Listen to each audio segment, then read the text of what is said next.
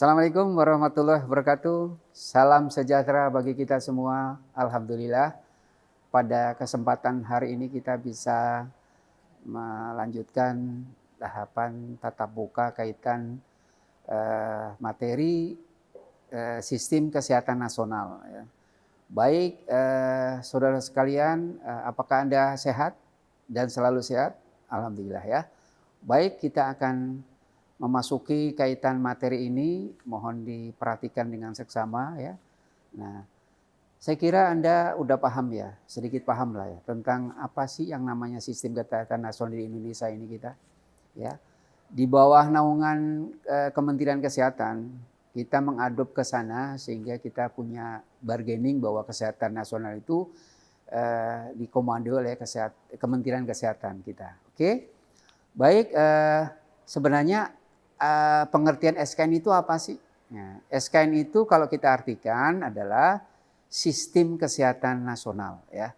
Nah, ini apa aja yang kaitannya sistem kesehatan nasional kita pahami ya.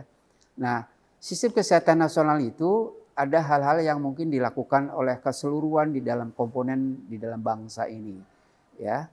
Mulai dari kegiatan sistem bagaimana pelayanan kesehatan, bagaimana SDM tenaga kesehatan, bagaimana tahapan pengendalian kesehatan kaitan penyakit yang ada di wilayah Indonesia ya. Kemudian bagaimana cara untuk mengatur bagaimana orang-orang itu mendayagunakan semuanya yang ada di negara kita. Nah, intinya adalah semuanya komponen di dalam baik masyarakat atau pemerintah ini kita saling terpadu satu sama lain mendukung ya. Sebenarnya untuk meningkatkan derajat kesehatan masyarakat yang setinggi-tingginya, sehingga intinya waktu itu ada program tentang Indonesia Sehat 2020 waktu itu ya. Nah, sekarang udah 2030 ya.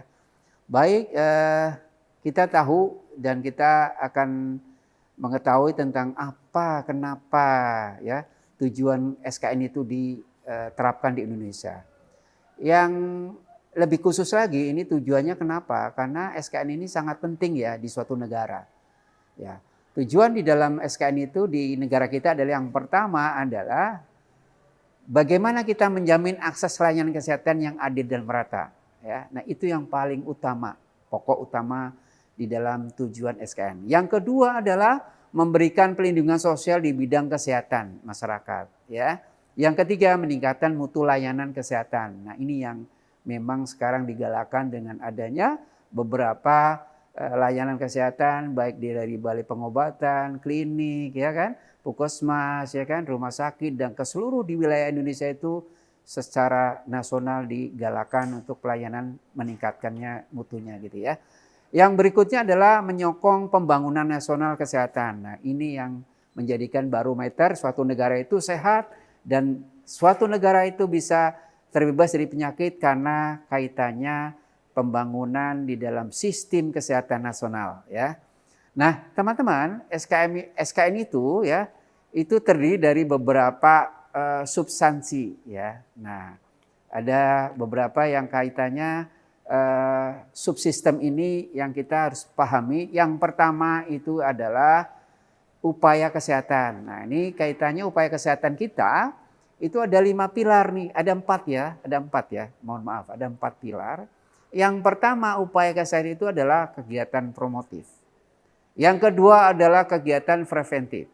Yang ketiga adalah preventif, yang keempat adalah rehabilitatif. Nah, ini upaya kesehatan yang dilakukan di dalam negara kita melalui subsistem SKN. Ya. Berikutnya adalah di dalam subsistem SKN ini adalah pembiayaan kesehatan. Nah, ini yang memang termasuk di dalam jaminan kesehatan nasional yang kita galakan. Nah, sekarang sudah dibentuk berupa BPJS Kesehatan ya. Nah, saya kira ini adalah usaha di dalam sistem kesehatan supaya terjangkau masyarakat itu terlayani dengan baik gitu.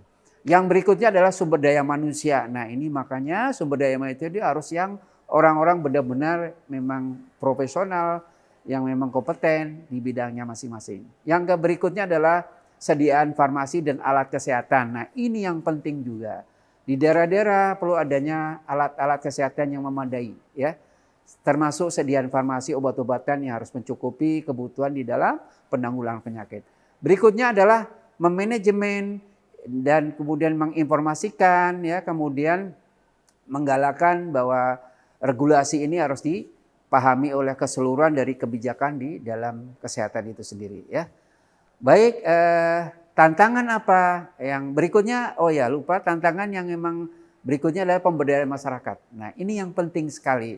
Nah, kita di dalam SKN ini memperdayakan masyarakat, harus mengikuti partisipasi di dalam kegiatan sistem kesehatan masyarakat ini atau sistem kesehatan nasional, supaya bisa berkembang dengan baik, mendukung dengan yang kita harapkan supaya sehat dan walafiat. Termasuk tantangan ini berbagai macam hal yang sifatnya di dalam kota, desa, dan seluruhnya, sehingga akan tercover semuanya. Nah, peran serta di dalam kesehatan nasional ini semuanya menyeluruh, ya. Baik, saya kira teman-teman, ya, dengan sistem kesehatan yang begitu penting ini adalah merupakan fondasi penting di dalam pembangunan nasional kita. Oleh karena itu, marilah kita selalu berproduktif di dalam semakin memajukan, semakin memberikan pelayanan yang terbaik sebagai selaku tenaga kesehatan, ya, di masyarakat dan di negara kita, biar kita sehat, masyarakat, negara kuat. Saya kira itu aja dari saya, dan insya Allah kita bisa nanti bertemu lain waktu dengan materi yang lebih menonjol lagi dan lebih baik lagi. Assalamualaikum warahmatullahi wabarakatuh. Akhirul kalam, wassalam ya Allah.